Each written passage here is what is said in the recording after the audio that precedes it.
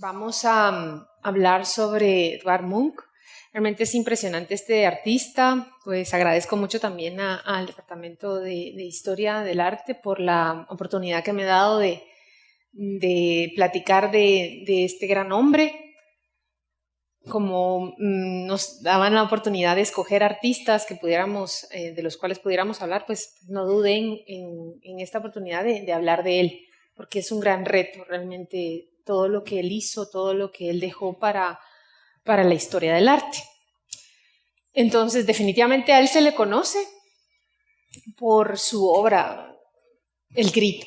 Es la obra emblemática de su vida. Y a lo largo de esta conversación les he ido poniendo ahí, ¿verdad? No solo la fecha, sino que qué edad tenía él cuando fue haciendo estas obras. Eso nos ayuda mucho a como acercarnos al artista, al hombre, ¿verdad? Decir, bueno, él tenía 30 años cuando hizo esta obra. Y pues sí, es la más emblemática, la que conocemos, pero no se agota en él conocerlo solo por conocer a esta obra y ya no tiene más, no, tiene una amplia producción artística que la vamos a ver en estos minutos. Sabemos que del Grito hay 4 copias, 3 están en Noruega y una está en una colección privada. Es impresionante la influencia que tiene este artista. Bueno, también se sabe que Munch hizo en vida varios grabados sobre esta obra. Y también es muy famosa porque en 2 ocasiones fueron robadas estas 2 que les estoy mostrando acá. En el año 94 y en el 2004 fueron robadas y luego recuperadas, pero también por eso son famosísimas estas obras.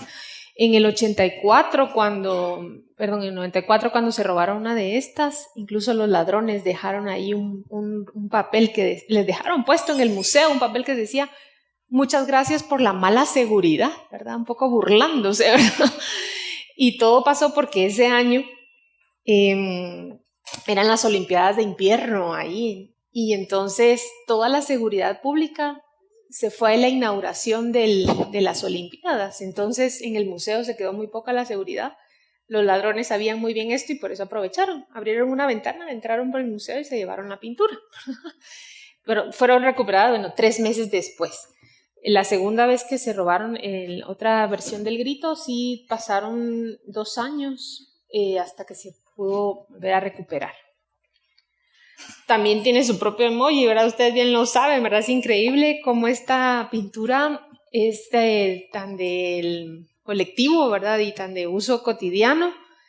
Y es la única pintura que está, ¿verdad? En ese catálogo de emojis que nosotros pues podemos utilizar comúnmente. Y por supuesto que si ustedes ven en internet la gran diversidad de versiones que se han hecho del Grito es increíble, ¿verdad? O sea, no sé qué otra pintura puede haber tanto que se le hayan hecho tantas reinterpretaciones. Hay tantas manipulaciones también de una cultura pop, ¿verdad? Una cultura de masas, ¿verdad? Entonces, ¿qué es lo que tiene el Grito que en la actualidad sigue influyendo tanto y es tan conocida y nos sigue impresionando? Luego que se hizo ya hace más de 100 años. Y esta versión, la que está la única que está en una colección privada, la compró un coleccionista en el año 2012, que también eso fue muy escandaloso, ¿verdad? En ese año, porque pagó $120 millones por ella, ¿verdad? En una subasta de Sotheby's famosísima. Decía, bueno, hasta el momento es la obra más cara que se ha vendido en una subasta, ¿no? Y está en Estados Unidos. Bueno, también pues cabe mencionar que hace pocos años, en el 2013, se celebró un aniversario de su vida, ¿verdad? 150 años de su nacimiento. Y también en Noruega, en Oslo, pues se dieron una serie de exposiciones muy importantes sobre su obra Y no solo allí en Noruega, sino que en varias partes de Europa, en Estados Unidos, se montaron muchas exposiciones acerca del gran aporte que dio Munch. Por ejemplo, ya para cuando fue el centenario de su nacimiento, en 1963, se fundó el Museo de Munch en Oslo, ¿verdad? Entonces siempre han existido ahí grandes acontecimientos celebrando pues su vida. Y sé que la clase pasada que ustedes tuvieron fue de Manet, ¿verdad? Esa fue la figura de Manet, también su aporte a la historia del arte, eso fue lo que ustedes estudiaron. Entonces, ¿qué podríamos también pensar? Bueno, hacer como un pequeño recorrido. ¿Qué ha pasado desde Manet hasta Munch? ¿Qué pasó, verdad, en ese periodo de tiempo? Pues pasó siempre el impresionismo, como ustedes bien lo saben, ¿verdad? Manet empezó todo este movimiento y, por ejemplo, está Monet también ahí en ese recorrido, Rodin, ¿no? Digamos, por ejemplo, el pensador también, Cézanne con el postimpresionismo, Gauguin, ¿verdad? También que tuvo mucha influencia, una influencia importante en la vida de Munch también, y Van Gogh. Entonces ese pues es como el recorrido muy rápido que hacemos entre Manet y lo que vamos a ver el día de hoy. Munch es también considerado ahora como unos pilares fundamentales del arte expresionista. Y podemos pensar, bueno, ¿y qué es el arte expresionista? ¿No? Bueno, entonces el expresionismo, su palabra, viene de expresión del sentimiento, de la interioridad del artista. Entonces él se planteó, ¿verdad?, que realmente la pintura va a ser un medio de comunicación entre el artista y el público, algo que nunca se había pensado que fuera así. Entonces, acá les voy a ir compartiendo algunas frases de Munch que él dejó escritas. De él hay muchos escritos, él fue escribiendo mucho sobre su vida, sobre lo que él pensaba del arte, porque cuando tenía 39 años ingresó a una clínica psiquiátrica que tuvo serios problemas nerviosos. Entonces su psiquiatra le sugirió que fuera escribiendo todos sus pensamientos, toda su vida, todos sus pensamientos. Entonces, gracias a eso, ahora se tienen muchos escritos de cómo pensaba él, de por qué hizo las obras. Entonces, se puede analizar perfectamente su vida. Entonces, por ejemplo, acá, él decía, las cosas como uno las ve depende del momento en que las ve, del estado de ánimo, como se veía en el momento que el motivo te ha causado una impresión, decía él, ¿verdad? Entonces, que era la razón por la que él hacía sus obras de arte, dependía del momento, de lo que le había causado de impresión en su interior. Es totalmente distinto al impresionismo, definitivamente, a lo que hacía Manet y todo el grupo de impresionistas, porque el impresionismo realmente no quería demostrar el estado de ánimo del artista, sino que quería mostrar pues, la realidad, tal y como la percibían el artista. O sea, es como del artista hacia afuera. En cambio, el expresionismo es del artista hacia adentro. ¿Verdad? Es totalmente diferente. Son dos mundos distintos que existieron al mismo tiempo, pero la fuente de inspiración, el motivo por el cual se hacía el arte son totalmente distintos. Entonces, aquí tendríamos también que reflexionar algo, ¿verdad? Que en la historia del arte hay varias corrientes. La que nosotros vamos a tratar mucho más ahora van a ser dos. Una que es la psicología del arte, ¿verdad? La psicología del autor, que explica la obra a partir del carácter, de la inspiración o de las experiencias del artista. Realmente esa es la razón de entender todo el arte de Munch, que su obra está íntimamente vinculada con su vida. Y Munch podríamos decir que fue el primero que explora a profundidad la psicología del hombre moderno, que, muy típico del siglo XIX, en general la visión era pesimista e irracional. Muy vinculado, podríamos pensar, hasta con otro movimiento típico del siglo XIX, que fue el romanticismo. Entonces, que era un poco así, esa visión temerosa ante el futuro, ante los cambios que se estaban sucediendo por la revolución industrial, ¿verdad? La miseria, las enfermedades, pues entonces todo eso se refleja en su vida. Y la otra corriente de la que vamos a considerar hoy va a ser la teoría de la percepción, porque también se estudia la perspectiva de la psicología del espectador. Son como dos psicologías, la del artista y la del espectador. Es interesante cómo estas obras de Munch siempre se le han considerado como un diario gráfico de toda su vida. Pero Munch siempre estaba abierto al espectador, a la persona que iba a apreciar sus obras. No era como algo solo para él, digamos, un desahogo de su vida, de sus traumas, no, ¿verdad? Siempre estaba pensando en quien con quien iba a compartir su arte. Bueno, porque, ¿qué decía Munch? Decía, igual que Leonardo da Vinci, estudió la anatomía humana y disecó cuerpos, yo intento disecar almas. Decía, es otra frase increíble, ¿verdad? De cómo sintetizaba él su obra. Realmente son dos épocas totalmente diferentes, por supuesto, el Renacimiento y el expresionismo, todo lo que estaba pasando en el arte moderno, pero eso decía, ¿verdad? Él decía, yo voy a tratar de llegar como a la médula, lo que le pasa al hombre, llegar a la profundidad de la condición humana. Entonces, vemos que el expresionismo tiene que ver mucho con los sentimientos, la expresión del artista a través de un medio gráfico, ¿verdad? Entonces, en general, ¿cómo es la obra de Munch? Vamos a ver intensidad de siluetas, muchas líneas curvas, también la línea curva da una sensación de inestabilidad y masas de color.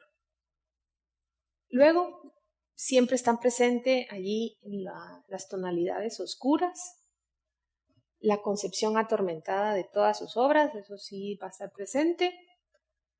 Y es interesante, ¿verdad? Cómo todo esto, ¿verdad? Lo podríamos resumir en esto, ¿verdad? Cómo las angustias interiores del artista se expresan a través del color. Entonces, sabemos que los artistas siempre tienen un alma especial, ¿verdad? Un alma especial porque, pues, todos hemos sufrido, pues, el dolor, la angustia, la tristeza, la soledad, pero no todos expresamos esos sentimientos en una obra de arte, ¿verdad? Y él sí lo logró hacer, ¿verdad? O sea, sí, eso que él sentía lo tradujo en color. Es interesante esta capacidad que tuvo Munch como artista. Entonces, los temas que vamos a ver a lo largo de estos minutos van a ser los temas de melancolía, de angustia, de soledad, los celos, ¿bien? La relación entre amor y dolor. En general podríamos decir como un cierto pánico a la vida que él siempre padeció. Y eso que lo vamos a ir viendo, ¿verdad? Pero llegó a vivir hasta los 81 años. ¿Verdad? Tuvo una vida larga, prolífica, y siempre tuvo ese pánico, ese temor a la vida, ¿verdad? Entonces, como decía, en general es eso, ¿verdad? Su desorden mental tratado en color, ¿verdad? De eso se trata la obra de Munch. Bueno, porque incluso él decía, ¿verdad? Tenía una frase, la pintura es una enfermedad, una embriaguez, una enfermedad de la que no quiero deshacerme, una embriaguez que necesito. Ven también qué frase es de un hombre intenso, es de un hombre apasionado, es de un hombre que sus sentimientos lo tiene a flor de piel, ¿no? Decir, bueno, eso, que llegar a pensar, ¿verdad? Que la pintura es una embriaguez. Pero bueno, él decía, no me quiero deshacer nunca de ella, ¿verdad? La necesito. Y realmente fue el punto como de estabilidad en su vida. Dentro de todo lo que él sufrió, dentro de todo lo que él, dentro de sus angustias, dentro de su miedo, como que el arte fue siempre su estabilidad, su línea de seguridad. Y para entender su obra también tenemos que entender su vida. Quizás habrán otros movimientos artísticos en otras épocas en la que no es necesario tanto hablar del artista. Nos podríamos quedar solo hablando de las obras pictóricas y nada más. Pero en este caso en específico sí tenemos que hablar mucho de la vida de Munch para poder entender su obra. Está íntimamente vinculado lo que él padeció con lo que él produjo. Entonces tenemos que empezar diciendo que él pues nació en Loten, en un pequeño pueblo a 150 kilómetros de Cristiania. Cristiania era la antigua Oslo, cambió de nombre en el siglo XX, y él nació ahí, ¿verdad? Su padre era un médico militar y su madre era una mujer campesina. Y él está aquí, en esta fotografía, con su madre. Y también tenemos frases que él decía de esa época, ¿verdad? Como recuerdos de esos años. Dice, yo heredé dos de los más mortíferos enemigos de la humanidad, la tuberculosis y la locura. Enfermedad, locura y muerte fueron los ángeles negros que velaron mi cuna al nacer. También con esa frase podemos ver cuál es la percepción de Munch ante la vida. Lo que pasa es que él sufrió siempre, toda su vida de niño, porque su madre murió de tuberculosis cuando él tenía 5 años. Y su hermana, también Sofía, murió cuando él tenía 14 años. Entonces todas esas experiencias de muerte le dejaron una huella muy profunda. Además porque él también padeció mucho de tuberculosis y era un niño enfermo, siempre con un asma muy fuerte, o sea, siempre estaba a punto de morir. Entonces esa sensación de estar entre la vida y la muerte, de saber qué pasaba cuando alguien moría de tuberculosis. Recuerden, la tuberculosis es una enfermedad muy dura, de mucho sufrimiento. Entonces eso le marcó su vida. Además que en esos años se creía que la tuberculosis era hereditaria.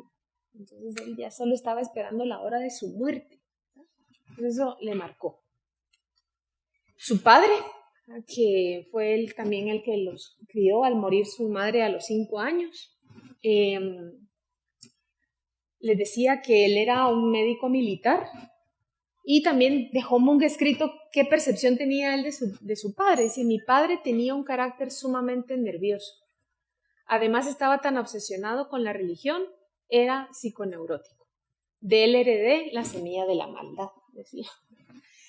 Entonces, Munch, por cierto que esta pintura bellísima de Munch la hizo de su padre cuando Munch tenía 18 años. Entonces, desde ahí podemos ver que era un gran artista, ¿verdad? Tenía ese don, ¿verdad? Desde muy jovencito.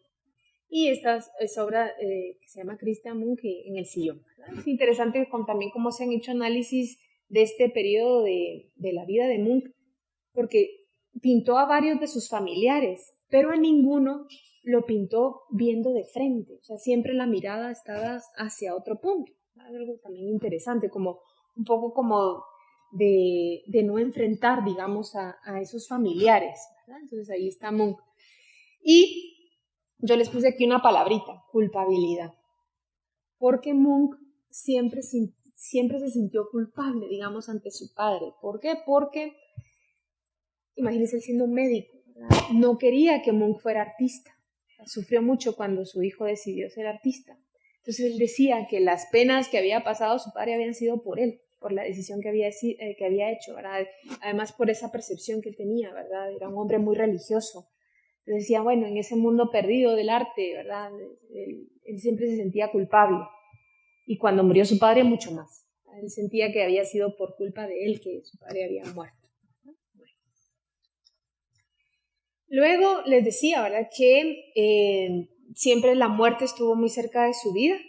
Su hermana Sofía murió cuando él tenía 14 años. Su hermana era 2 años mayor que él. Y también tiene una obra muy famosa de la cual vamos a hablar un poquito más adelante, pero hizo esta obra, ¿verdad? La niña enferma, cuando él tenía 22 años, de sus recuerdos, de los recuerdos de su infancia, cuando su hermana murió. Aquí está otra figura, la figura de su tía Karen, que fue quien los crió. Ellos eran 5 hermanos y su tía se encargó de su crianza, que está acá, que ella era artista y fue la que le introdujo en el mundo del arte.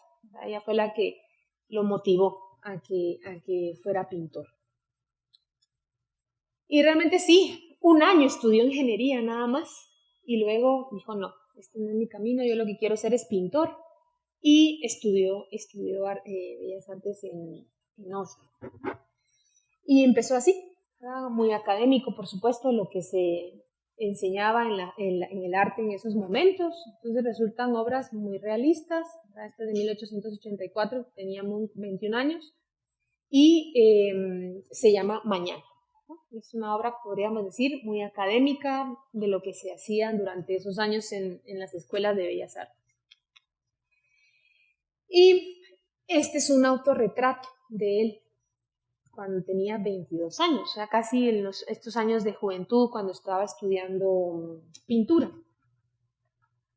Y aquí también cabe resaltar algo muy importante, que él a lo largo de su vida se retrató sucesivamente. Entonces tenía como una gran obsesión por retratarse.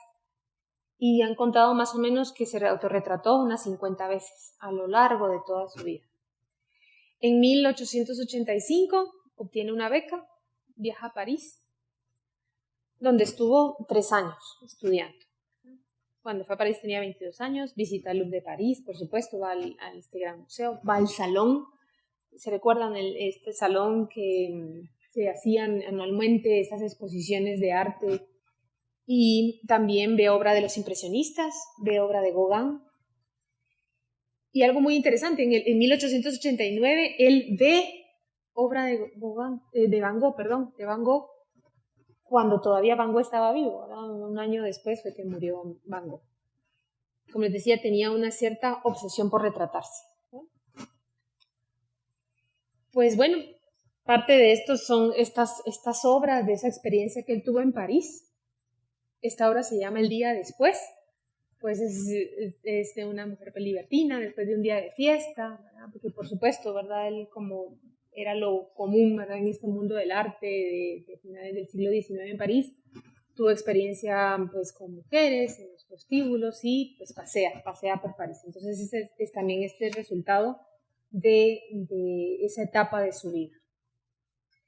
Y a los 23 años presenta la primera versión de Pubertad, se llama esta obra. Les pongo acá la primera versión porque otra característica de la obra de Munch es que hace muchas versiones de los mismos temas, muchísimas. Porque trata como de experimentar nuevamente los mismos temas, pero con nuevas técnicas pictóricas. Y aquí sí vemos un cambio. Ya no es el Munch academicista, alumno de una escuela de bellas artes, no, aquí ya hubo un cambio, ¿no? Incluso él lo dice, ¿no? Ya no voy a pintar interiores con hombres leyendo, mujeres tejiendo, que era lo común de la época, ¿verdad? Hacer ese tipo de pinturas. Voy a pintar personas vivas que respiran, sienten y sufren y aman. Y sí se ve acá. Uno puede pensar, bueno, ese momento, la obra se llama Pubertad. Es una mujer muy joven, casi una niña, además que está en una postura de cierta timidez y pudor. Entonces sí, se le ve incluso a ella una cierta angustia. Y algo muy importante que se empieza a reflejar acá, ya en una etapa muy temprana de la vida artística de Munch, es el uso de las sombras. Ustedes ven acá cómo es que esa sombra no es una sombra realista, es una sombra simbólica. Es que algo oscuro, algo tenebroso, algo oscuro está pasando ahí. Entonces él lo refleja a través de esa sombra. Como les decía, hizo muchas versiones de los mismos temas. Solo que podemos ver, esta la hizo en 1895 y esta en 1915, 20 años después. Y ven qué cambio. Sí se nota aquí que hubo un cambio en la experimentación pictórica, técnica, en el color, por ejemplo. Aquí incluso podemos pensar, ya que tiene mucha más influencia del fauvismo, por ejemplo, del otro tema que ustedes van a ver ya en las siguientes clases. Entonces, sí, hay una vinculación ahí en la temática, lo repite sucesivamente Munch. Ahora, por dos razones principalmente hacía estas versiones. La primera, como por un deseo de identidad, que lo identificaran a él con ciertos temas, y también por un simple deseo de satisfacer a los coleccionistas, o sea, por un simple, algo muy práctico, ¿verdad? Eran famosas sus obras y los coleccionistas querían tener alguna de estas, entonces él hacía nuevamente el tema y las vendía. Por ejemplo, hablando un poco de las sombras que les comentaba, este es un autorretrato también de Munch, pero es autorretrato en el infierno. Él siempre estuvo como obsesionado por ese sentimiento de culpa. Y lo vemos acá, nuevamente, esa gran sombra que les decía que se veía en la parte de atrás de las figuras humanas. Una sombra, como les decía, que es una sombra simbólica. Y también para entender su obra, tenemos que ver estudiar un poco que él viajó varias veces a Alemania, tanto en Noruega como en Alemania. Entró en contacto con un grupo, ¿verdad?, que le llamaban los bohemios también, y era un grupo de jóvenes intelectuales muy inquietos, ¿verdad?, de estos nuevos movimientos que estaban pasando en la filosofía, en la nueva percepción de la vida. Y algo muy importante de lo que se hablaba en esos grupos era del poder creativo y destructivo del amor. Y eso lo influyó también muchísimo. No solo por esa filosofía en que él estaba viviendo en ese grupo de jóvenes, sino también por sus propias experiencias a lo largo de su vida.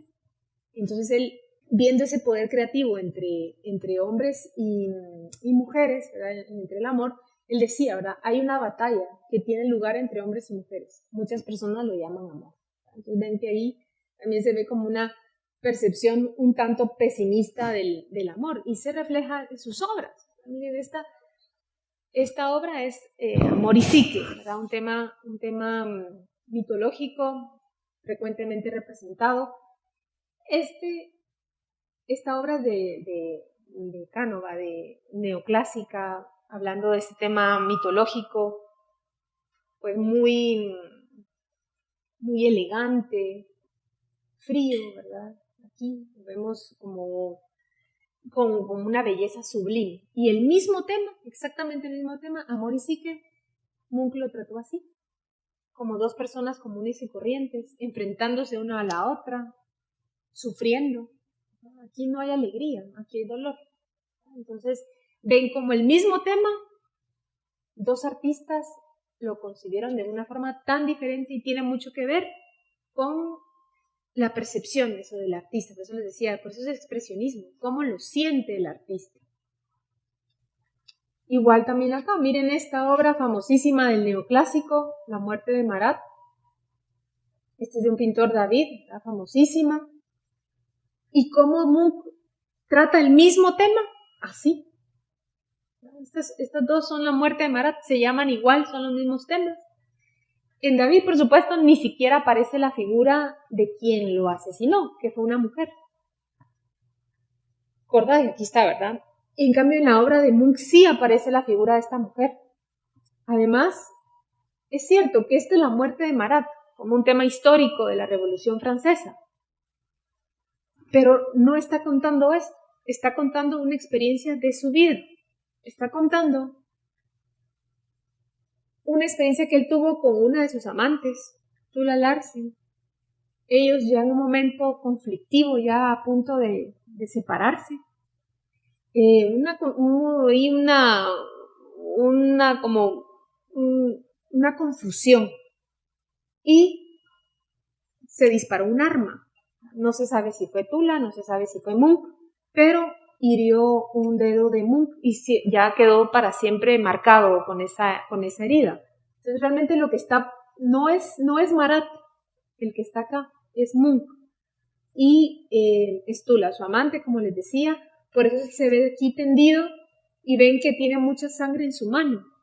Entonces, por eso es, porque él está narrando ese acontecimiento que sufrió en su vida y por cierto lo marcó también, porque ya nunca pudo recuperar pues su mano, ¿no? El dedo de su mano. Ahora, aquí vemos también un tema recurrente en la obra de Munch, que el hombre es la víctima, pero también la mujer, ¿verdad? Tanto el sufrimiento del hombre como de la mujer, pero principalmente va mostrando que el hombre es la víctima. Y cuando él tenía 30 años, empezó el proyecto de su vida artística. Un proyecto que duró más de 30 años. O sea, cuando él ya tenía un poco más de 60 años, seguía evolucionando y seguía pensando cómo podría ir mejorando y cómo podría ir expresando los temas que están acá en el Cristo de la Vida. ¿Qué es el Cristo de la Vida? Es un conjunto de obras que él las pensó incluso arquitectónicamente, o sea, pensó el espacio en donde tenía que estar expuestas estas obras. Entonces él pensó las obras en un salón y en cada muro, en los 4 muros de ese salón, se iban a exponer un tema en cada muro. Entonces, como les decía, fue un proyecto de vida. Munch tenía ahí 32 años en ese autorretrato. Entonces podemos imaginar un hombre así, como él está ahí, haciendo ese proyecto. Un proyecto que en su primera fase duró 6 años. Y como decía, ya en una fase un poco prolongada de reinterpretación del Cristo de la Vida, duró hasta 30 años, más o menos. Siempre, como vemos acá, una sombra rodeando las figuras, rodeándolo a él. Entonces, ¿cuáles son los 4 temas del Cristo de la Vida? Uno es el surgimiento del amor. El siguiente, el sufrimiento por las relaciones fallidas. El tercer tema, la ansiedad. Y el cuarto va a ser la muerte. Siempre son temas trágicos, angustiosos, de traumas que él también tuvo en su vida. Vamos a empezar con el primer tema, el surgimiento del amor. En el surgimiento del amor, las primeras obras, y aquí también hasta las pinturas van cambiando un poco a lo largo de su vida. Él hizo varias versiones de esta obra, de La Voz se llama. La primera fue de 1896. Y el paisaje que ustedes ven ahí en el fondo es de un lugar donde él iba a veranear, Asgastran se llama. Y ese fue el escenario preferido de Munch para esta primera fase. La mujer que está aquí representada es Mila Toulouse aquí. Ella la conoció cuando Munch tenía 22 años. Era esposa de un primo lejano que también estaba emparentado con Gauguin. Pues Munch se enamoró perdidamente de ella y terminó en tragedia. Entonces también esa va a ser la segunda parte en donde va mostrando las decepciones amorosas. Esta es otra de las pinturas del Cristo de la Vida. Esta la hizo en 1894. Se llama Rojo y Blanco. También es Asgastran, los mismos paisajes de este lugar de verano. Y lo interesante acá es que Munch lo comprendemos muy bien porque utilizó un lenguaje muy obvio. Aquí nos está presentando 2 mujeres. Una mujer vestida de blanco y otra de rojo. Entonces ya sabemos un poco por dónde va el tema, ¿verdad? Uno mostrando como la pureza, la inocencia. Y luego la mujer de rojo, ya, la mujer fatal, la mujer que enamora, la mujer un poco pervertida, ¿verdad? Entonces, eso es lo que está mostrando acá Munch, el despertar de la pasión. Incluso llama la atención que la mujer que está vestida de rojo enfrenta al espectador. Está en un primer plano y nos está viendo directamente. La inocente no. La mujer de blanco, la niña, la inocente, está como un poco en su mundo, ¿no? En cambio no. Ella está, la de rojo, está de frente, como retando un poco también al espectador. Luego también está esta obra, Frente a Frente. Y si ustedes ven todas estas pinturas, ¿de quién están hablando? De Milly. Todas. Es ella la que está presente en esta primera fase. De largas cabelleras. Cabelleras que ustedes ven son como rojizas. Y eso también tiene simbolismo. Eso también refleja como la pasión, como en la mujer atrapando al hombre. Entonces esta es Milly, esta también es Milly, la misma, ¿verdad? Ella también es Milly, miren estas largas cabelleras, que no sé si se ve en la proyección, pero las cabelleras están atrapando a este hombre, que es Munch, ¿verdad? Es Munch, que es Munch, y lo ven la cara de angustia que él tiene. Es el surgimiento del amor, pero no es un surgimiento del amor alegre, ¿verdad? O ilusionado, no, es traumático hasta esa primera parte. Entonces ella lo está atrapando con su cabellera. Y algo muy interesante de la obra de Munch, siempre presentan los árboles sumamente verticales, ¿verdad? Así, como indicando líneas verticales. Y no sé si aquí habrá algún psicólogo o psicóloga, ¿verdad? Pero dicen, ¿verdad? Cuando ponen a dibujar a una persona un árbol y dibujan un árbol pero con ramas como cortadas, significa que esa persona ha sufrido algo traumático en su vida. Y eso lo vemos acá, miren, el árbol está como al centro y aquí muestra eso, como un árbol que tiene cortada una rama. Luego también está el beso. Entonces ven que como que hay una secuencia, ¿verdad? Una secuencia acá. Acá, bueno, en el beso también él hizo muchas versiones y lo interesante de esto es que las personas se fusionan hasta hacerse una sola. Entonces ustedes ven, ya ni siquiera se diferencia, ¿verdad? Aquí dónde está el hombre, dónde está la mujer, no sé, es una imagen compacta, oscura, por supuesto. Vemos acá cómo es ese fuerte contraste de luz a la sombra.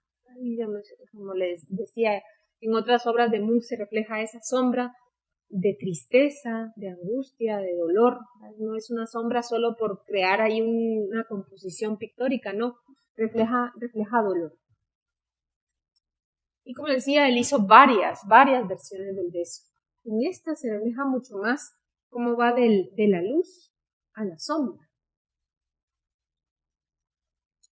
Luego también está la Madonna. Esta obra es una de las más emblemáticas de Munch y también tiene mucho simbolismo. Ahora, con la Madonna, en primer lugar, pues fue un tema controversial, por el título, por supuesto, para decir Madonna, para hacer referencia dentro del lenguaje artístico a la Virgen María. En cambio aquí es la mujer sensual, donde refleja el amor peligroso, su lado oscuro, como les puse ahí, ¿verdad? Amenazante. En este caso, pues Munch también lo decía, ¿verdad? El hombre era el sexo débil, ¿verdad? Se dejaba atrapar por la mujer, ¿verdad? Incluso por las circunstancias de la época. Decía, bueno, la mujer es la que pues encanta al hombre, ¿verdad? Y lo hace sufrir. Entonces eso es este reflejo de esa mujer, ¿verdad? Fatal también. El que tiene como una aureola, me decía, es un simbolismo religioso, pero trataba de un punto de vista como amenazante. Ese rojo de pasión, pero también de muerte y de dolor, de sangre, de sufrimiento. Entonces siempre en la obra de Munch aparecen esas como dos contradicciones, la muerte y el amor. Porque si ustedes la ven a ella, tiene como, su cara es una calavera, no es una mujer bella, no, es la muerte. Y también, pues algunos comentaristas de arte, algunos historiadores de arte han dicho, bueno, que ella realmente está embarazada. Se ve su vientre es prominente. Entonces podría significar eso, ¿verdad? Como esa contradicción que hay entre vida y muerte. Y también él hizo muchas versiones. Bueno, de la Madonna hay varias versiones. Esta la hizo unos años después. Solo que en este caso ya hay un marco con espermatozoides. La mujer ya no está embarazada. Y este es un aborto. Entonces también aquí vemos otra vez esa tendencia de Munch de reflejar siempre amor, dolor, vida, muerte. Siempre así. ¿Y quién es ella? Pues otra de sus amantes. Que la representó muchísimas veces. Ella es Tula Larsen, la que les mostré de la muerte de Marat. Es la misma mujer. Aparece él acá. Esta obra se llama Cabeza junto a Cabeza, la hizo en 1905, pero ya se habían dejado de ver, ya desde 1902. Él ya no veía a Tula, sin embargo la siguió pintando, ¿verdad? Y además temas tan emotivos como estos, ¿verdad? 3 años después de haberse dejado. Incluso de ella hay una fotografía, como ustedes la ven, con Munch. Dicen acá que esta fotografía está tomada como era normalmente representada una pareja de esposos. Entonces, Munch nunca se casó con ella. Munch decía que él no podía casarse porque sentía que eso impedía su creatividad. Era como un tropiezo en su carrera artística. Pero Munch también sufrió mucho porque ella, pues, al final resultó ser una mujer un poco caprichosa. Era una mujer muy rica, hija de un hombre que producía vinos en Noruega, pero no le era fiel. Tula Larsen estaba con muchos hombres al mismo tiempo, entonces eso hizo sufrir mucho a Munch. La representó muchísimas veces, incluso miren el título de estas obras, Salomé. ¿Se recuerdan Salomé? ¿Verdad? También la causante de la muerte de Juan Bautista, la mujer fatal, atractiva, seductora, pero que llevaba a la muerte. Entonces, otra vez está el tema de la vida y la muerte. Y si ustedes lo ven, yo creo que Munch tenía como una obsesión con las cabelleras largas, ¿verdad? Porque siempre aparece con sus largas cabelleras, que la cabellera es la que atrapa al hombre, ¿verdad? Y lo vemos acá, ¿verdad? Aquí está Munch, ¿verdad? Subyugado, ¿verdad? Si lo ven, hasta no están como a la misma altura, sino que Munch está abajo, ¿verdad? Como subyugado ahí, atrapado por las largas cabelleras de Tula, ¿verdad? Aquí se ve perfectamente. Y él escribió, ¿verdad? Yo he sido torturado y llevado al borde de la locura. Ella me ha dado el golpe de gracia. Decía. Tula le dio el golpe de gracia, decía. Bueno, y como les decía, es la misma que aparece en La muerte de Marat. Ya les había mostrado una pintura de La muerte de Marat y aquí hay otra, también muy similar. Esta se llama Asesinato y también aparece Tula Larsen acá. Es Munch, ¿verdad? Aunque él nunca lo decía. Por cierto que también cuando él escribió en sus diarios, nunca escribía en primera persona. Siempre lo hacía en tercera persona y utilizaba nombres ficticios, tanto para él como para todas las personas que aparecían en su diario. Y también aquí, ¿verdad? O sea, se sabe que era Munch, ¿verdad? Y ven otra vez el detalle de la mano sangrando, ¿verdad? Por ese accidente que tuvo él con esta pues esta es obra también de Munch, de Tula Larsen, ¿verdad? Y también en este caso, representa a otra de sus amantes, una inglesa, Eva Mudochi, que bueno, también fue amante de Munch. Dice que Munch era muy atractivo y por eso tenía pues mucho éxito, digamos, con las mujeres. Pero lo obsesionó siempre a Munch, lo obsesionó siempre como el temor a ser abandonado. Entonces siempre aparecen estas como traumas de su vida, ¿verdad? No es un acontecimiento feliz, sino que siempre fue algo que le causaba angustia, ¿verdad? El hecho de sentirse abandonado. Entonces es el siguiente tema, el sufrimiento por las relaciones fallidas, del friso de la vida. Entonces, ¿qué presenta en esta segunda etapa? Presenta a Mili, a su primera amor, digamos, en Asgardstrand, solo que esta obra se llama Cenizas. Entonces es una etapa después de la caída, podríamos decir, ¿no? Entonces ustedes ven acá, nuevamente, largas cabelleras rojizas, y aquí se ve un poco mejor que esa larga cabellera está atrapando a este hombre angustiado, definitivamente. Entonces, ¿qué pasó allí? Pues, ¿se recuerdan que les conté que Mili era esposa de un primo lejano de Munch? Que ellos tuvieron una relación amorosa y que terminó mal. ¿Y saben quién se dio cuenta de esa situación? Fue el papá de Munch. Por eso Munch se sentía muy angustiado, ¿verdad? Por eso, ¿verdad? Se pueden imaginar su papá muy estricto, sumamente religioso, y se dio cuenta de esa situación. Entonces, bueno, terminó mal. Entonces, todas estas pinturas lo que van mostrando es culpabilidad. Culpabilidad. Se pueden imaginar, él se sentía, bueno, como se pintó en el autorretrato, en el infierno. ¿Verdad? Entonces, esa angustia, ¿verdad? De decir, bueno, aquí ya estoy en el infierno, ¿verdad? Siempre fue esa su percepción. Y entonces eso se refleja muy bien en las manos de este hombre, ¿verdad? Llevadas a la cabeza, una situación de angustia, que lo repitió, esa postura, Munch la repitió sucesivamente. Miren acá, esta es la de las cenizas, aquí está el mismo hombre, angustioso, con sus manos acá, la mujer no. Bueno, en este caso sí está angustiada, la mujer también, ¿verdad? Un poco angustiada, pero acá no. La mujer es relajada, tranquila, el hombre angustiado, más otra vez la sombra que une estas dos figuras.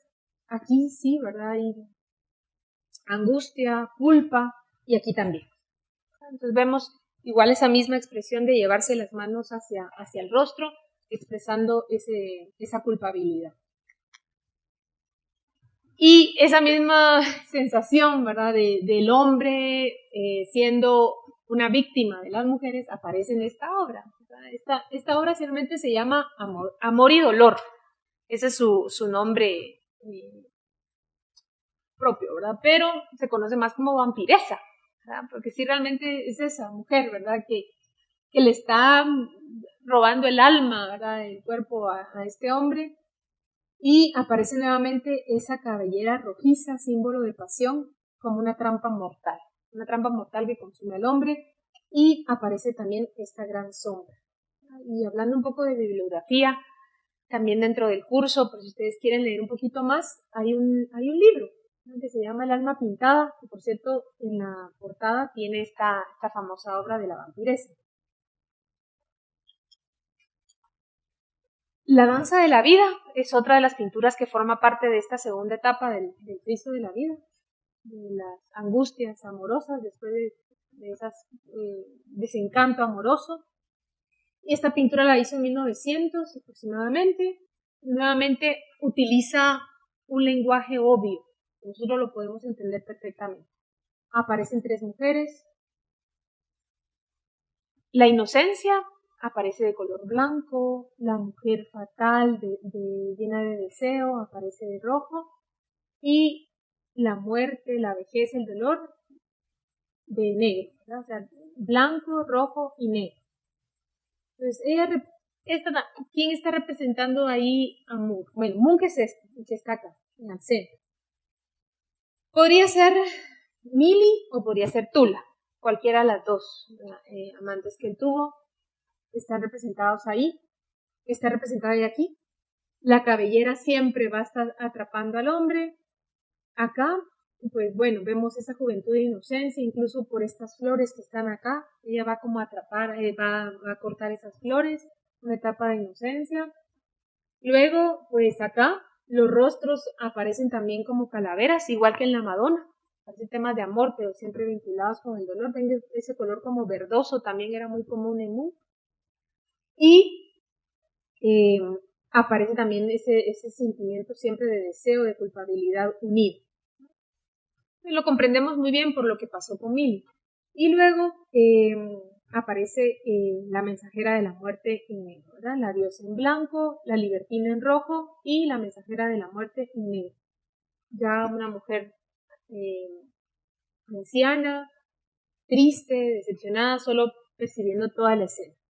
Entonces, en general, ¿de qué trata esto? Pues es una danza macabra que lleva a la muerte al final. Es interesante, por ejemplo, estas figuras que van llenando el fondo.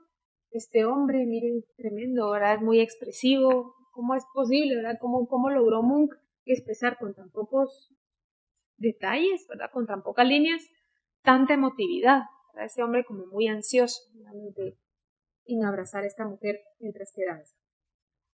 Y además, si ustedes ven aquí hay un elemento en el agua, en el reflejo de la luna en el agua, que aparece sucesivamente en la obra de Munch, ¿verdad? Se le ha visto siempre como una clave sexual de forma fálica, pues un contenido pasional, haciendo, por supuesto, eco de la filosofía de Freud, que también estaba muy de moda en esos años. Entonces lo vemos acá sucesivamente. Esta es otra versión de la voz con esta mujer, y lo vamos a ver que lo representa hasta el final de su vida. Luego también aparece esta obra, La Esfinge, 3 etapas de la mujer, muy similar a la danza de la vida, con un lenguaje casi igual, donde aparece la mujer inocente acá, de blanco, la mujer llena de deseo, seductora, acá al centro, y la muerte, igual que acá al fondo, que casi no se percibe porque es un fondo muy oscuro. Y aquí aparece otra figura de un hombre, que es la figura de Munch, sufriendo. Entonces vemos cómo va de la luz a la oscuridad. Los celos. Los celos también fue, los celos fue un tema que él frecuentemente representó. Por ejemplo, acá está Munch con una escritora noruega y un polaco que también ahí había un triángulo amoroso, entonces él va reflejando esas situaciones. Incluso ella la ponen, Munch la pinta muy rojiza. Podría ser como también un cierto rubor, al ser como descubierta. Entonces ven, utiliza el verde para representar también celos, o la muerte, utiliza el rojo para representar así como rubor, ¿verdad? Y también, bueno, en el caso de los celos, Munch sufrió mucho también con Millie, la primera amante que él tuvo, porque al final ella se divorció, pasados los años se divorció de este primo lejano de Munch, y Munch pensó que se iba a quedar con él, Millie, ¿verdad? Pero no, lo rechazó. Entonces eso también fue muy traumante para Munch. Bueno, y aparece también en esta última etapa de esta segunda parte la melancolía. De un hombre solitario, en un paisaje de Asgastran donde él pasaba los veranos, o sea, es Munch. Él nunca decía que era él directamente, pero se sabe, bueno, a lo largo ya de sus escritos y de su vida, que realmente eran todas las experiencias que Munch sufrió. Bueno, y este es sufrimiento por las relaciones fallidas. Luego está la ansiedad. En la ansiedad hay una serie también de pinturas como esta, ¿verdad? Que es Calle, atardecer en el Paseo Carl Johan, aquí, en 1894. Y de esta pintura, Munch escribió: veo todas las personas detrás de sus máscaras, rostros sonrientes, tranquilos. Detrás de esa máscara de un rostro sonriente, dice Munch, veo que pálidos cadáveres, que corren inquietos por un sinuoso camino cuyo final es la tumba. Entonces es ese grupo de gente caminando que ¿a dónde va? Hacia la muerte. Ese es el triste y final fatal, ¿verdad? De todos. Y si ustedes ven acá, hay una figura de color negro acá. Y esa han pensado los historiadores de arte que han estudiado mucho más este tema, que es Munch. Es el mismo Munch el que está representado acá en negro. ¿Por qué? Porque a Munch le aquejaba también el terror a las multitudes. No le gustaba estar en lugares muy frecuentados, ¿verdad? Entonces él se ve aquí como apartado, lejano de las multitudes. Luego también está esta obra, Ansiedad, muy similar a la anterior. Se ven estas personas así, también con un tono como verdoso, pensando un poco ya en que son cadáveres. Decían todos que todos somos cadáveres, a lo que vamos es a la muerte. Entonces aparece también acá. Solo que, si ustedes ven, poco a poco nos vamos acercando al grito. Porque el grito forma parte de esta tercera parte, del friso de la vida. El grito nunca fue concebido como una obra independiente. Siempre fue parte de un conjunto. Ni siquiera en vida de Munch fue la obra más importante para él. Era una obra secundaria. Entonces vemos acá, definitivamente ya nos vamos acercando al grito, que está acá, como decía, forma parte del friso de la vida, de ese conjunto del tema de la ansiedad,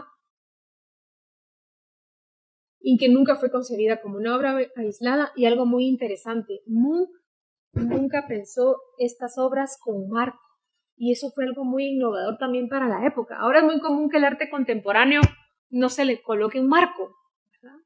Pero en esa época siempre se concebía una pintura con un marco, y acá no.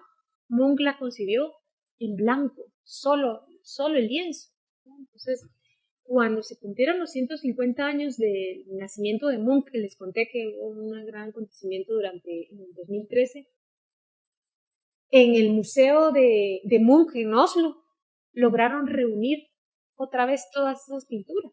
Las colocaron como Munch las había concebido y las colocaron sin marcos. Se pueden imaginar el grito para los de conservación en un museo, quitar el grito de su marco y colocarlo como Munch lo considera.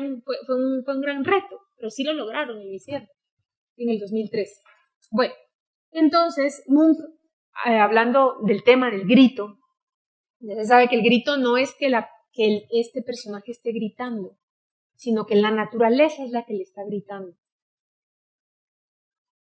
Y en una de las pinturas, en las versiones del grito, en la parte de atrás hay un escrito que dice así, ¿verdad? Paseaba por un sendero con dos amigos. El sol se puso, estas son palabras de Munch.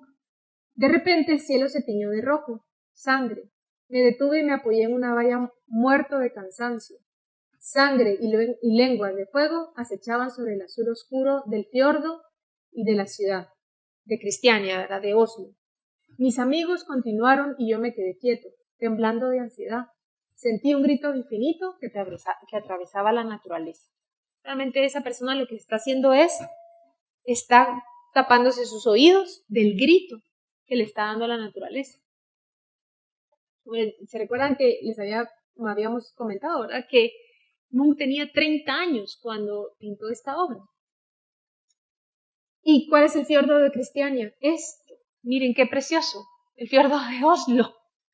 Es un paisaje bellísimo. Incluso las personas iban ahí de paseo, de fin de semana, tranquilos, les gustaba ver estos paisajes bellísimos. Pero para Munch fue una sensación de angustia. Poco a poco han ido estudiando que Munch posiblemente también tenía lo mismo que tenía Van Gogh, bipolaridad. Entonces por eso tenía esos como arranques de angustia. Y pues esta es la colina Ekeberg, donde se supone que pasó ese periodo, ese acontecimiento aquí a Munch. Y bueno, ahora muchas personas van ahí y se toman la foto, ¿verdad? Por supuesto, van ahí a tomarse la foto, ¿verdad? Bueno, realmente si uno se pone a pensar, es un paisaje bellísimo, bellísimo. Entonces, ¿por qué nos atrae tanto? Porque es una figura simple, reconocible. Es un ícono de un ser humano, nada más. O sea, ¿esto qué es? Es un hombre, es una mujer, es un adulto, es un niño, es un viejo. ¿Qué es? Pues no, solo es un ícono. Es un ícono de cualquier ser humano. Además, nos está viendo de frente. ¿Qué es lo que está haciendo? Lo que quiere es que compartamos su estado mental. Quiere que nosotros también sintamos esa angustia. Y también se sabe que en el año 1889 en la exposición internacional en París, llevaron una momia peruana a exponer ahí, en ese salón. Y Munch lo vio. Entonces vio esta momia. Entonces se supone que Munch se inspiró en esto para pintar esta persona en el grito. Pero también Gauguin también se sabe que vio esta momia y también la pintó en varias de sus obras. Pues el rojo del fondo está relacionado con la sangre, con la muerte. Y además vemos como colores contrastantes y ondulados. Pero lo más importante, creo, de todo esto es la capacidad de Munch de asociar un sonido con una imagen, con un color. Y qué interesante, ¿verdad? El grito es sonoro. ¿Y cómo es que él puede expresar algo que es sonoro en algo que se aprecia con los ojos? Entonces yo creo que eso es uno de los grandes retos, uno de los grandes logros de Munch. Cómo asociar un sonido con una imagen. Esta obra está en pera pastel, o sea, también desde el punto de vista técnico, pictórico, fue muy importante porque él estaba experimentando con nuevas técnicas y, como les decía, fue concebida sin marco. Aquí vemos algunos ensayos previos, podríamos decir, del grito, pero siempre aquí lo que hay es una persona, Munch, por supuesto, pero miren, de ir a esto, ya se dio un salto, digamos, en el simbolismo. También llama la atención esa perspectiva oblicua, muy cerrada, ¿no? Una perspectiva muy cerrada, que lo que hace es crear inestabilidad, que Munch la pintó muchas veces. Miren acá, esa perspectiva oblicua. Aquí también, este es un autorretrato de Munch, y esta es una obra muy temprana que él hizo en su etapa de París, y ya sí esa perspectiva muy oblicua. Y para terminar esta tercera parte, quería hablarles brevemente de esta pintura, que se llama Otoño, y nuevamente esos árboles así, unas líneas verticales muy demarcadas, un tronco cortado acá, y en esa casa no es una casa pintada de rojo o de ladrillo, sino que lo que está representado ahí es sangre. Entonces uno piensa, bueno, ¿qué está pasando en esa casa? Además, una persona angustiosa en un primer plano. Por último está la muerte. Entonces, con la muerte, la serie empieza con esta obra de la niña enferma. Pues aquí recordemos que ya habíamos dicho que representaba a la niña enferma, su propia experiencia, la experiencia de su hermana Sofía, que murió siendo una niña. Pero algo muy interesante en esta obra, que lo han ido estudiando con detenimiento, es que las pinceladas incluso están como rasguñadas, como haciendo cicatrices en el lienzo. Se pueden imaginar una persona angustiada haciendo esos arañazos, ¿verdad? Entonces eso es muy emotivo, ¿verdad? No es pintura, son unas cicatrices en el lienzo. Y Munch decía, ¿verdad?, que no era como el ojo lo vio, sino como él lo sintió cuando su hermana murió. Entonces sus ojos, dice, esas son palabras de Munch, sus ojos se tornaron rojos y supe que la muerte se acercaba. Se puede imaginar ver la muerte de su hermana, además una hermana muy cercana en edad a él. Esta obra fue muy criticada. Realmente recuerden que la academia era muy estricta, ¿verdad? Y decía, bueno, no, esto es horroroso, miren las manos. Estas no son manos, parecen martillos, no sabe pintar. No sabe pintar. Y a Munch le dolió mucho eso, porque imagínense un tema tan íntimo. Yo lo que siempre pienso de Munch es que él no tenía ningún problema en exponer sus sentimientos más profundos, que algunos de nosotros podemos tener, ¿verdad? Como decir, bueno, siempre mostrar como un rostro alegre, sonriente hacia el exterior, ¿verdad? Incluso han hecho muchos estudios del Facebook, ¿verdad? Y como dicen, no, es que en el Facebook todo es alegría, todo es felicidad, nada pasa, nada malo pasa, ¿verdad? Solo pasan las fotografías buenas. Pero Munch fue todo lo contrario. Munch no tuvo miedo de presentar como su lado doloroso, su lado traumático, su lado débil, su lado de sufrimiento, ¿verdad? Entonces, A él le dolió mucho porque era una experiencia muy cercana y lo criticaron. Dijeron, mira, esto es una mala pintura. Pues al año siguiente, en Oslo, donde expuso la obra, hizo el mismo tema, pero ya lo hizo académico, para demostrarles a todos sus críticos que él era buen artista. Que él si quería, podía hacerlo con un lenguaje académico, como lo querían, para que nadie lo criticara, pero él no lo quería hacer así. Aparece el mismo tema, la niña enferma, ¿verdad? Y con esto lo que sí, fue que consiguió su beca para irse a París a estudiar a Francia. Bueno, pero miren el rostro, miren, es increíble, cómo muestra ese rostro de muerte, ¿verdad? Y lo mismo, muerte en la habitación, el mismo tema, solo que miren lo de la silla. En la misma silla en la que pinté a la enferma, nos sentamos, fíjense cómo dice, nos sentamos yo y mis seres queridos. O sea, quien se sentaba en esa silla era porque ya estaba a punto de morir. Comenzando por mi madre. Invierno tras invierno, anhelando el sol, hasta que la muerte se los llevaba. Todo eso constituye el fundamento de mi arte. Entonces aquí está su padre rezando, miren así, con sus manos angustiadas, rezando ante su hermana, su tía Karen, y estos son sus hermanos, y este es Munch. Pero dicen algo extraño de esta pintura, es que cuando su hermana murió, él era un niño. ¿Te recuerdan? Él tenía 12 años cuando pasó esto, pero él no se representa como niño, se representa a él y a sus hermanos ya como adultos, ¿verdad? Entonces tiene esos como anacronismos, como cosas que no coinciden en el tiempo. Bueno, y también es el hecho de la muerte.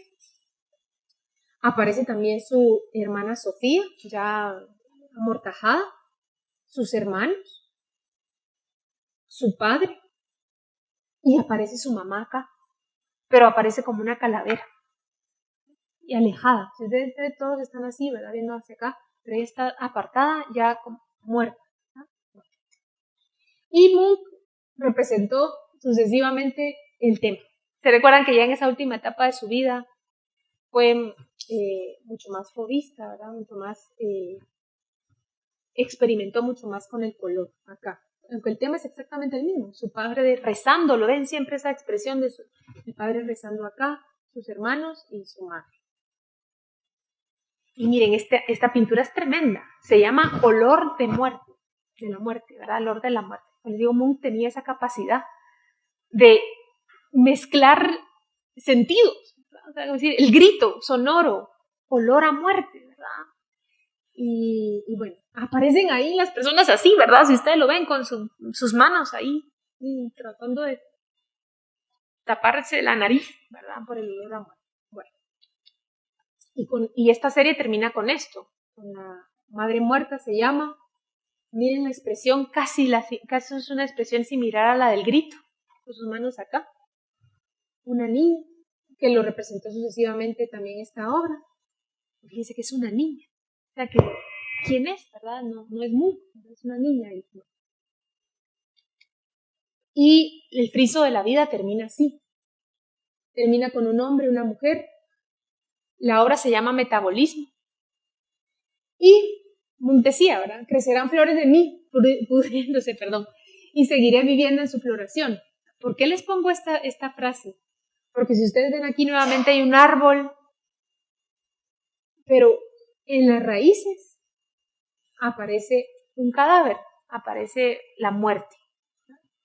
Y realmente quienes están representados aquí podríamos pensar, bueno, se parece mucho a Adán y Eva, por ejemplo, al origen de la humanidad, pero realmente lo que se está representando acá es a Eros y Tánatos. Eros, del amor, ¿verdad? El dios del amor, vinculado al amor, y Tánatos, diosa de la muerte serena, de la muerte tranquila.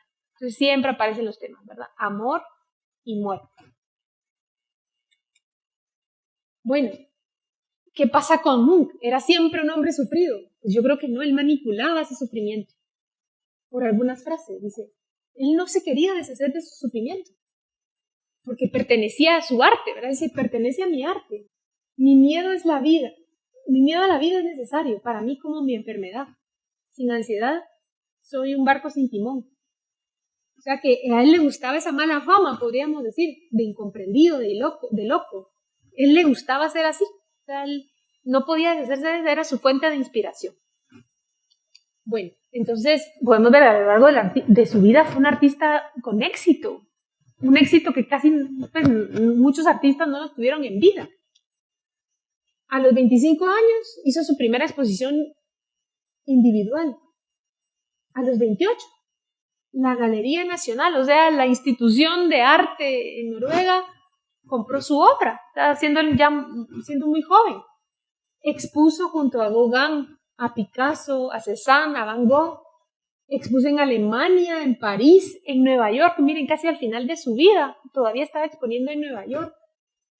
Ayudó a financiar a jóvenes artistas alemanes, tenía contactos con casas de arte, vendía obras, vendía derechos de impresiones de sus obras. O sea, era un artista que vivió de su arte, vivió muy bien de su arte.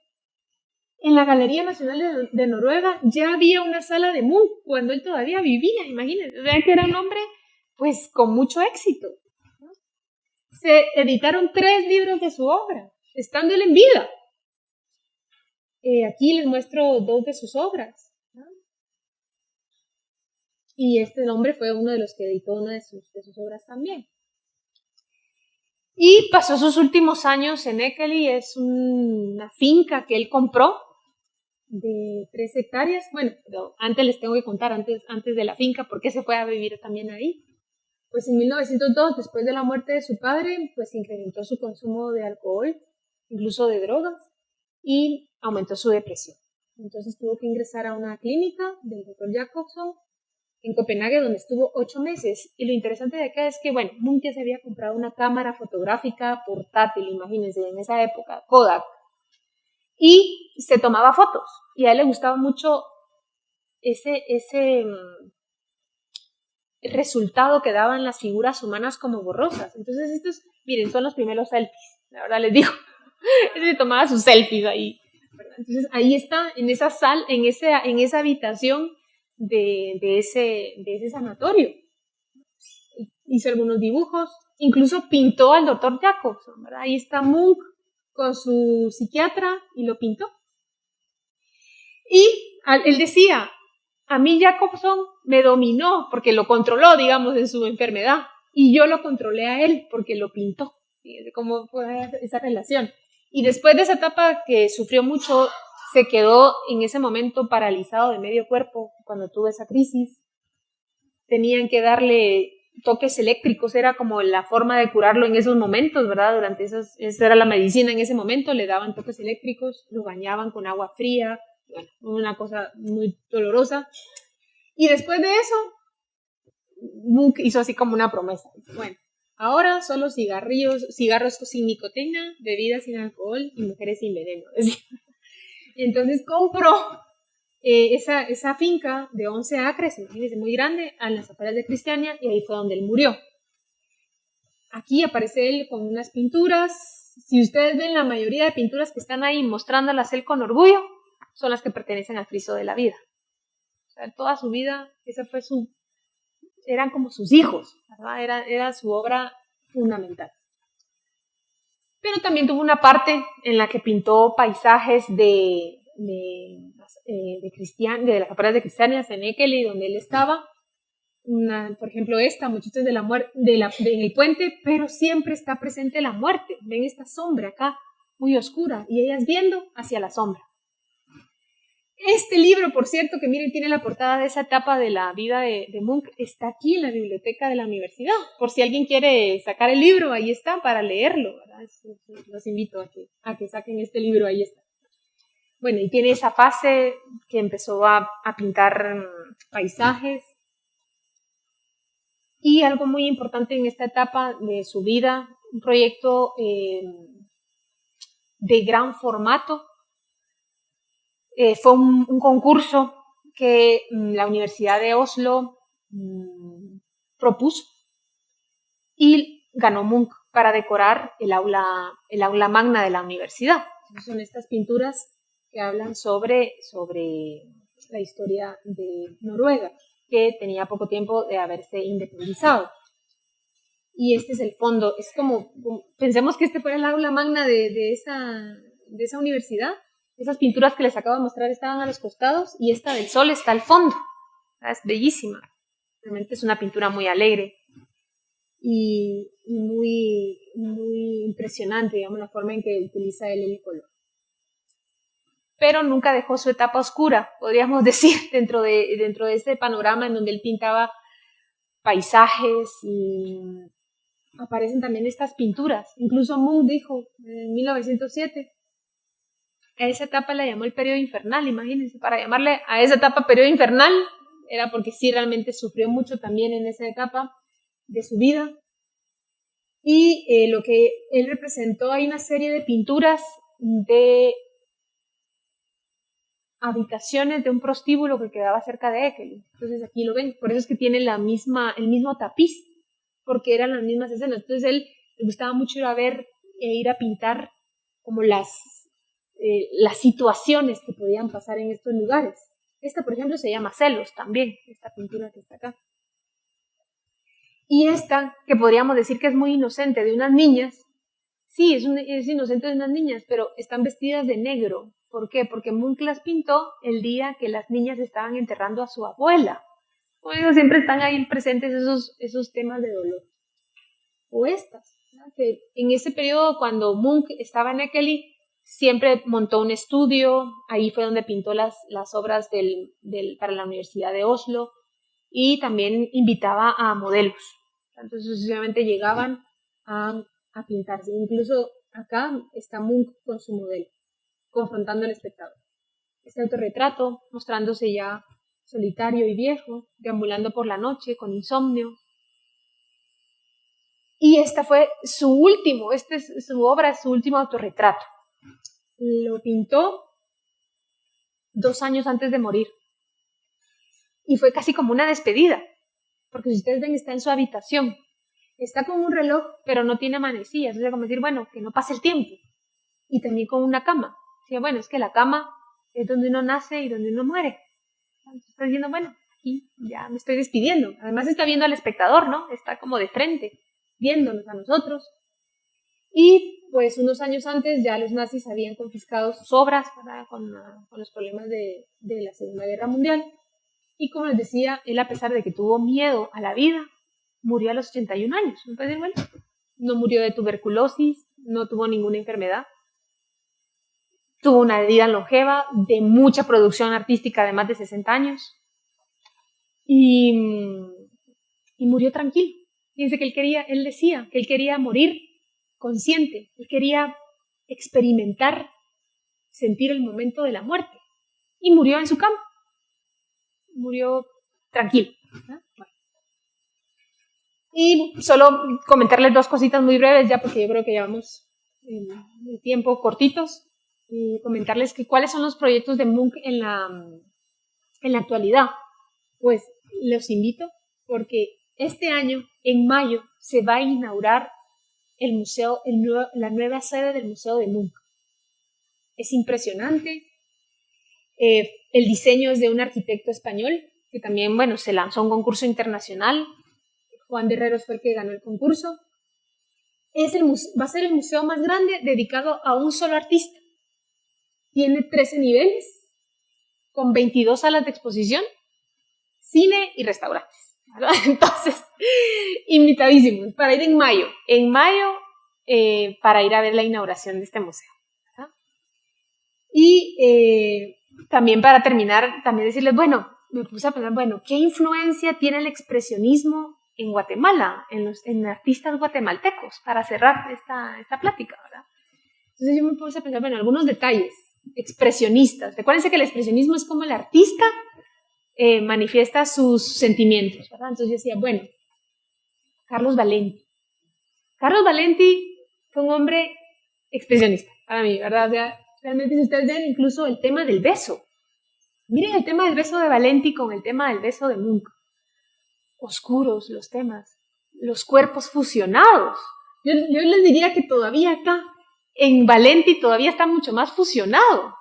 Es increíble. Esta obra de Valenti es impresionante, también un poco tétrica, un poco triste, ¿no? Del comienzo de la vida y del fin, una mujer ya anciana, ¿verdad? Ya muy agachadita, ¿verdad? Ya, bueno, cerca de la muerte. Luego, Antonia Matos, ustedes la han escuchado, han sabido de su obra. Ella también fue una mujer impresionante, con mucha creatividad, punta de lanza. Ella tuvo una fase en donde pintaba a hombres y también fue un escándalo, ¿verdad? En su época, por ser ella mujer. Pero hay un hombre afroamericano que ella pintó y esta es una obra de Munch. Entonces es increíble, ¿verdad? O sea, los temas son recurrentes. Por supuesto que las técnicas son un poco distintas, ¿verdad? También el encuadre final es distinto, ¿verdad? Pensaba también incluso en Manolo Gallardo, ¿verdad? Por ejemplo, el tema de la pubertad, que fue un tema, les digo, escandaloso en la época de Munch. Y también, pues, Manolo Gallardo representa muchas figuras de jóvenes también pubertas, ¿verdad? Entonces, pensaba, bueno, en el fondo ahí hay algo en común. Con Efraín Recinos. Mire, la relación de Efraín Recinos con las mujeres fue distinto de la relación de Munch con las mujeres. Aparece aquí, miren, la figura al final dice, este es un escritor, pero podría ser Efraín Recinos. Recuérdense que para él las mujeres eran sus musas, ¿no? Y siempre las representó voluptuosas, bellísimas en sus obras. Pero yo decía, bueno, ¿y qué relación podría tener con Munch? Pues miren, yo les traigo esta pintura, que es uno de los difusores del Conservatorio Nacional, porque en los difusores hay varios músicos, ¿verdad? Efraín Recinos pintó varios músicos, pero dijo, ay, no puede ser que solo hayan hombres, también voy a pintar mujeres, pero músicas no hay muchos, decía Efraín Recinos. Entonces dije, bueno, voy a pintar otras mujeres famosas de la historia. Entonces pintó a esta mujer que es la niña de Guatemala. ¿Se recuerdan, verdad? La niña de Guatemala. Pero ¿dónde viene aquí el expresionismo, creo yo? Viene en que, es cierto, esta es la niña de Guatemala, pero Efraín Recinos dijo en una entrevista que esta es la niña, pero era su niña. O sea, él dijo, yo tuve una novia y por mí ella se suicidó. O sea, esta mujer, entonces Efraín Recinos la pintó, también como un poco ahí mostrando el dolor que él tuvo porque esa mujer se suicidó por él, porque Efraín Recinos pues, la dejó, digamos, se fue con otra mujer. Entonces, decía, bueno, es alguien a quien yo quisiera olvidar y no puedo, decía Efraín Recinos, y la dejó pintada ahí, en los difusores del conservatorio. Margarita Zurdia, también un poco es expresionista, ¿no? Recuerden, bueno, y por cierto que los invito, entonces ya ustedes seguramente ya sabían que hay una exposición muy importante de ella en el Museo de Arte Moderno. Se pueden organizar visitas guiadas y todo acá, ¿verdad? Recuérdense que ella también sufrió mucho en su vida, también por las relaciones amorosas, y lo manifestó en su arte, con otro lenguaje, es cierto, pero recuérdense que se recuerdan de que trata esta obra sobre el machismo, ¿verdad? Entonces también es otra faceta, y yo les diría una faceta expresionista. Francisco Aullón, también otro artista guatemalteco, también con temas sombríos de la muerte, y pensaba yo al ver estas figuras, decía, bueno, es que al final es como la figura del grito, no es una persona en concreto, no tiene facciones, es solo un simbolismo de la figura humana. ¿Qué podríamos pensar en conclusión de Munch? Pues Munch es un potente creador, inmortalizó sentimientos universales, aportó un nuevo lenguaje técnico al arte. Su aporte es el expresionismo existencial, la psicología del arte, clave del arte moderno. Es considerado como padre de la modernidad. Y por supuesto que sus obras no han perdido fuerza y todavía nos siguen atrapando después de que han sido creadas hace más de 100 años, pero nos siguen cautivando y nos siguen conmocionando. Muchas gracias.